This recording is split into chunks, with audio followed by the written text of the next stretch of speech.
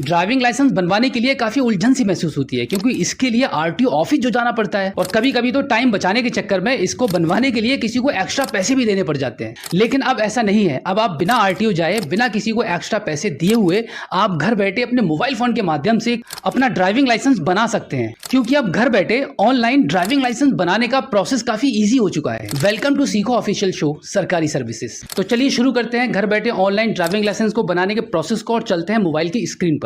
तो इसके लिए सबसे पहले आना होगा आपके मोबाइल फोन के गूगल पर, आप टाइप करेंगे ड्राइविंग लाइसेंस ऑनलाइन अप्लाई, उसके बाद एंटर कर देंगे।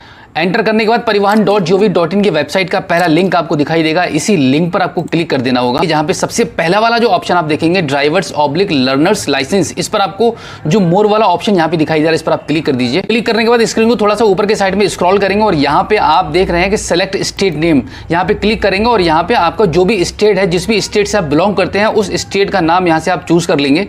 उसके बाद अप्लाई करने के लिए आपका नया पेज खुल के सामने आ जाएगा, इसको यहाँ से क्रॉस कर दीजिए। तो फिर आप अप्लाई फॉर लर्नर लाइसेंस वाले ऑप्शन पर आप क्लिक कर दीजिए। अब यहाँ पर इस पेज पर आप देखेंगे ऑनलाइन ड्राइविंग लाइसेंस को अप्लाई करने के लिए कुछ इंस्ट्रक्शन आपको दिखाई दे रहे हैं, जैसे कि आपको सबसे पहले आपका पूरा एप्लीकेशन फॉर्म फिल करना है, उसके बाद आपके डॉक्यूमेंट्स अपलोड होंगे एंड देन आपको फोटो और सिग्नेचर आपको अपलोड करना है। लेकिन इसी के साथ में आपको यह भी बताया गया है कि अगर आप आधार ई-केवाईसी के थ्रू अपना फॉर्म को ऑनलाइन आवेदन करते हैं तो यहाँ पर सिर्फ आपके सिग्नेचर अपलोड होंगे और कुछ नहीं।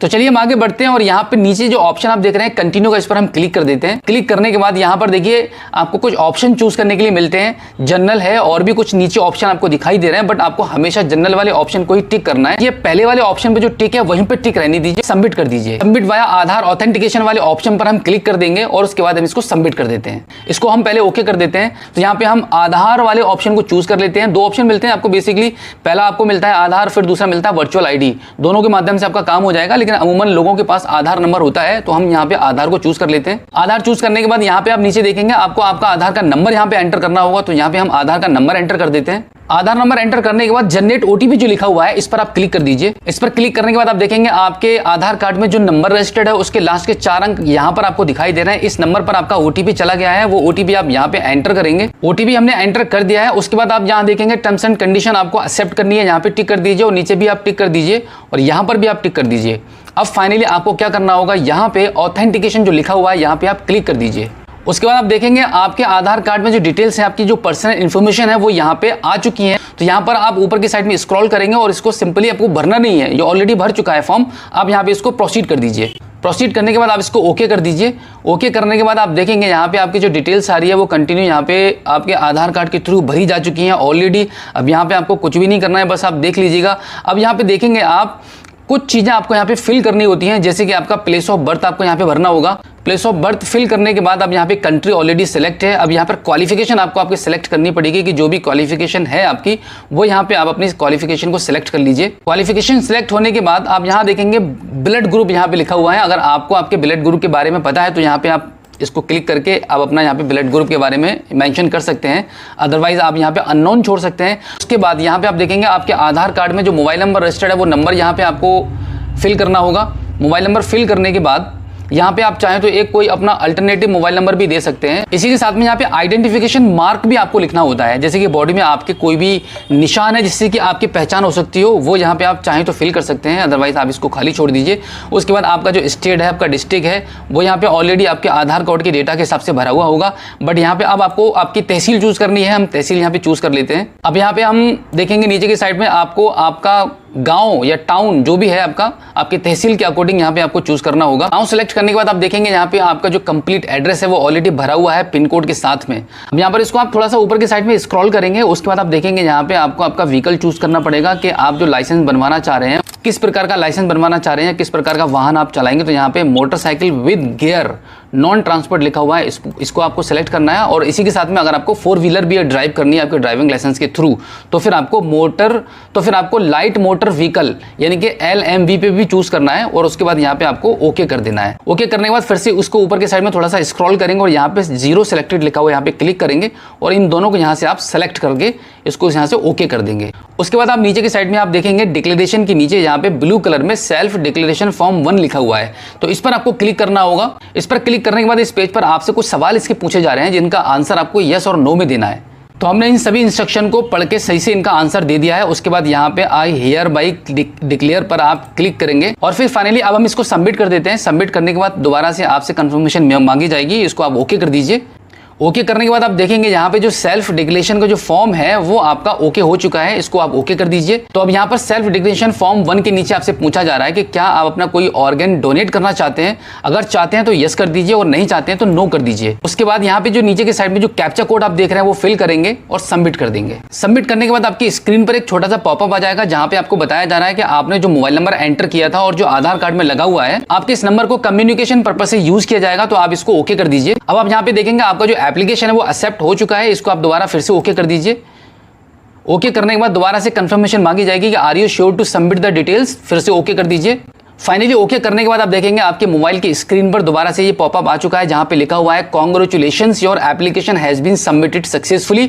आप इसको दोबारा से ओके कर दीजिए। ओके करने के बाद यहां पर आपको एप्लीकेशन रेफरेंस स्लिप दिखाई देगी, इसको थोड़ा सा ऊपर के साइड में स्क्रॉल करेंगे। अब यहां पे आपका एड्रेस दिखाई दे रहा है और यहां पे आपका आरटीओ लोकेशन आपको दिखाई दे रहा है। अब आप इसको नेक्स्ट कर दीजिए। नेक्स्ट करने के बाद आप देखेंगे यहाँ पे आपका एप्लीकेशन नंबर आ रहा है और आपकी डेट ऑफ बर्थ आ रही है। उसके नीचे आप देखेंगे यहाँ पे आपका कैप्चा कोड आपको दिखाई देगा। कैप्चा कोड यहाँ पे फिल करेंगे और उसके बाद सबमिट कर देंगे। अब यहाँ पर आप देखेंगे आपके इस एप्लीकेशन को कंप्लीट करने के कुछ स्टेप अभी बाकी रह गए हैं। यहाँ पर आपका फोटो और सिग्नेचर आपका अपलोड होना है। तो फोटो और सिग्नेचर को अपलोड करने के लिए आप यहाँ पे क्या करेंगे, प्रोसीड कर देंगे। आप थोड़ा सा ऊपर की साइड में स्क्रॉल कर लेंगे तो देखेंगे यहाँ पे आपका जो फोटो वाला सेक्शन है वो ब्लॉक है, यानी कि फोटो अपलोड आपको नहीं करने देगा क्योंकि जरूरत ही नहीं है, आधार कार्ड वाला फोटो आपका आ चुका है। अब यहाँ पे आपको सिर्फ सिग्नेचर ही अपलोड करना है, तो यहाँ पे आप ब्राउज वाले ऑप्शन पर क्लिक करेंगे। उसके बाद यहाँ से हम अपना सिग्नेचर चूज कर लेते हैं। सिग्नेचर चूज करने के बाद अपलोड एंड व्यूज फाइल पर हम क्लिक करेंगे।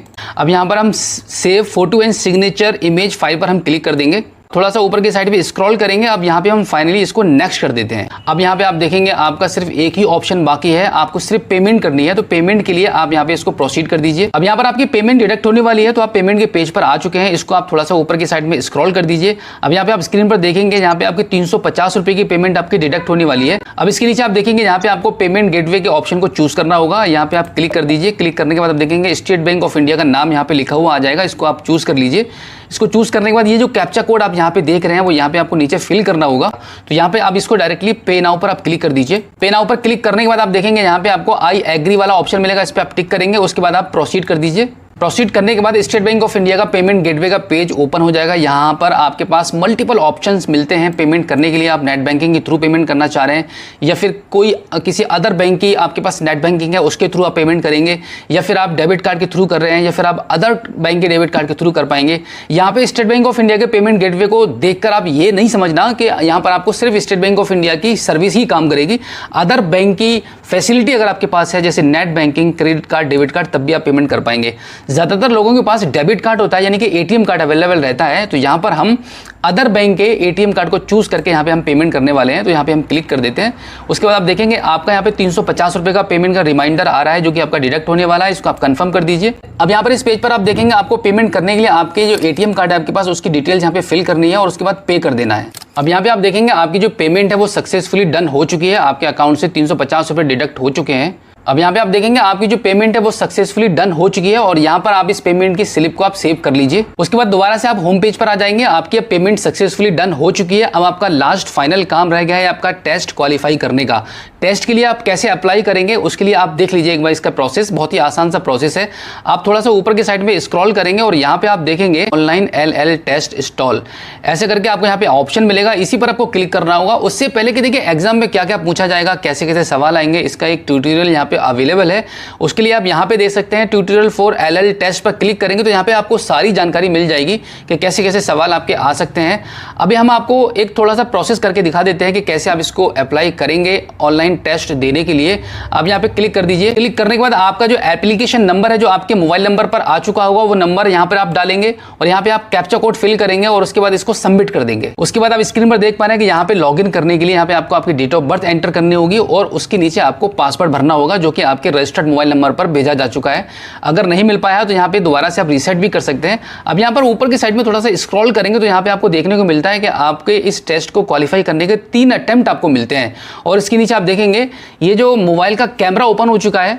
यहाँ पर इस कैमरे में आपको सीधा सीधा देखा जाएगा कि आप कैसे कैसे टेस्ट को कर रहे हैं, कि क्या आपके आगे पीछे कोई है, आपकी सपोर्ट तो नहीं कर रहा है। तो बिल्कुल इसी प्रोसेस के थ्रू घर बैठे आप अपने ड्राइविंग लाइसेंस के लिए ऑनलाइन टेस्ट को दे पाएंगे। इस छोटे से ऑनलाइन टेस्ट को कंप्लीट करने के बाद आपका लर्निंग ड्राइविंग लाइसेंस बन जाता है। तो ये था घर बैठे आपके मोबाइल फोन के माध्यम से ऑनलाइन आपके ड्राइविंग लाइसेंस को बनवाने का complete process. So I hope आप अच्छे से समझ गए होंगे कि घर बैठे आपके ड्राइविंग लाइसेंस को आप कैसे बनवा सकते हैं। अगर फिर भी आपके मन में कोई सवाल है तो इस एपिसोड के एंड में आप हमें फीडबैक के थ्रू बता सकते हैं।